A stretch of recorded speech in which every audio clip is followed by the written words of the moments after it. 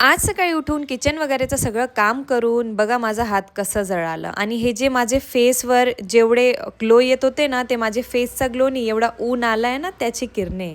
आणि as usual आमचे देसी फॅमिलीमध्ये ऊन आल्यावर पूर्ण कांदे सुकवायला टाकले.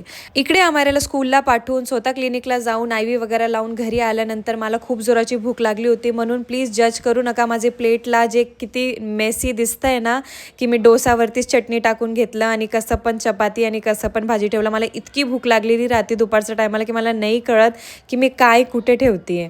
तर जेवण वगैरे मस्त असं केलं मी आणि खूपच टेस्टी असं बनलं होतं.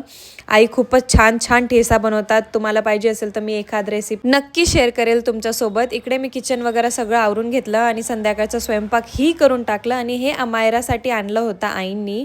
तर मी पण एक खाऊन बघितलं जे चॉकलेटचं होतं, कारण खाल्ल्यानंतर काहीतरी तर गोड खाऊ वाटतं ना आणि खूप टेस्टी होता. काय माहिती काय होतं ते.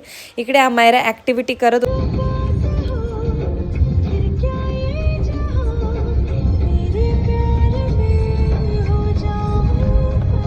रात्री घरी गेल्यानंतर मी केला डिनर. जे मी बनवलं होतं एग करी आणि बराच दिवस झाले मी एग करी खाल्ला नव्हता. तर इकडे मी एग करी बनवलं आणि व्हाईट राईस बनवला. चला तर मग प्लेटमध्ये घेऊन घेऊ. इकडे मी प्लेट सजवलं आणि मस्तपैकी जेवण केलं.